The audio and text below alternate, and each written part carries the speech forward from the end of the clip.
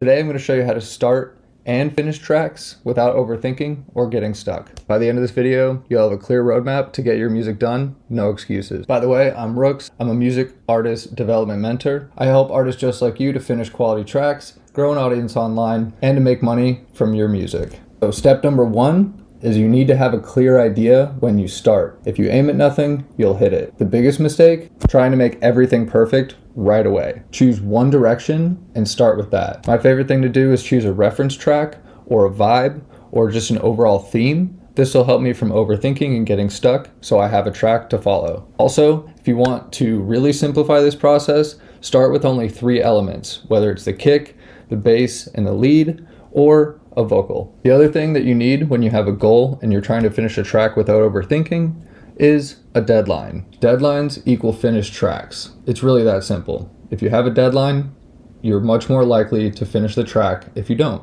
What I like to do, whether it's music, content, or just general life productivity, is set time blocks. Set a timer for 1 hour and tell yourself you're going to work on it as much as you can. That way you're not focused on the result as much as you are the work.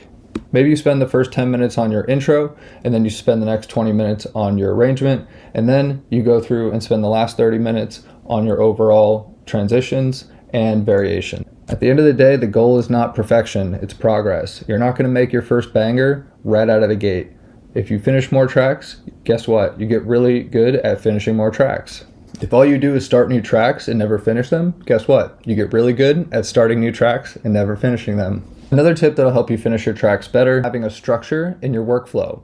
A lot of artists I work with are missing an actual workflow when they work on music. Most of the time, you just jump right in and see what happens. The problem with this is that you end up getting distracted or working on things that aren't pushing the track forward, much like most things in life. Really, it's the 80-20 rule, the Pareto's law, where 20% of your efforts are going to be responsible for 80% of your output. Same thing goes for producing, so focus on the things that are actually moving your track forward. Whether it be arrangement, production, or overall engineering, make sure that you have a proven workflow for each stage of the track. If not, you're likely to get lost and never really finish a track. Your workflow is going to be based on you, but here are some suggestions if you're not sure where to start.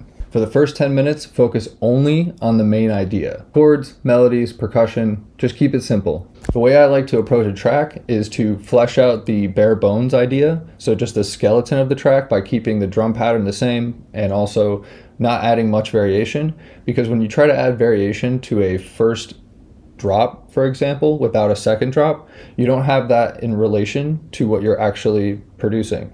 So if you put a bunch of time and creativity in the first drop, now you're limiting yourself for that second drop. Where if they're both simplified, all you have to do is add a simple variation to the second one, and then your track will sound just as good, and you're going to achieve the sound you're looking for with a lot less effort. Once you have most of your skeleton elements, then you're going to go through and arrange your track, set up the structure.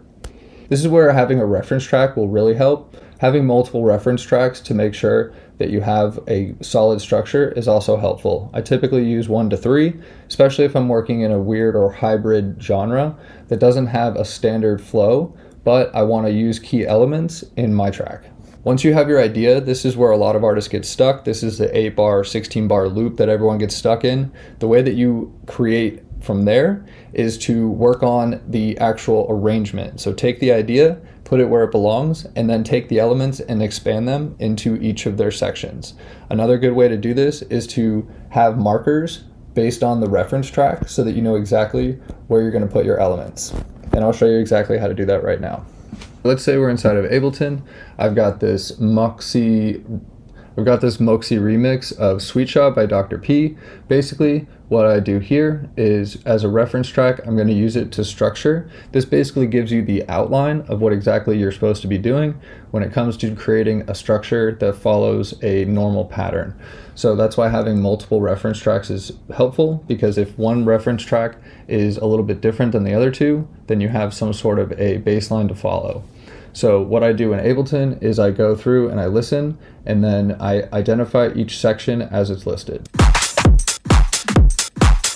By right-clicking in Ableton, you can add a locator. That's exactly what these are right here.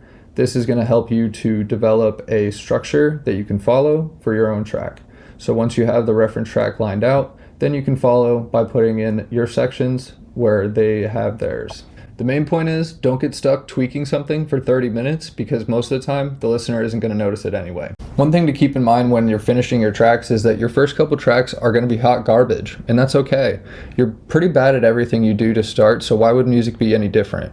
Just get through and finish the track, because when you learn what has to happen for a track to be done, you teach yourself and build up that muscle to be able to know exactly when a track is done.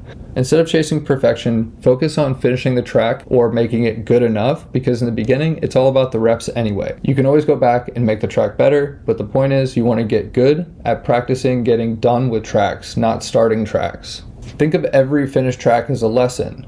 It's really just a checkpoint for you to learn and get a new opportunity to apply your skills and experiment. Let go of the pressure to impress anyone. If you're not impressing yourself and you're not having fun, what's the point? Every top producer started where you are. If you stick to this workflow and follow these steps, I promise you'll see results. What's the hardest part about finishing your tracks? Let me know in the comments and I'll help you out. If you learned something, don't forget to like this video. I'll be putting out a lot more. I plan on putting out a video pretty much every week. And if you don't already, follow me on Instagram. That's where I put out short form content every day.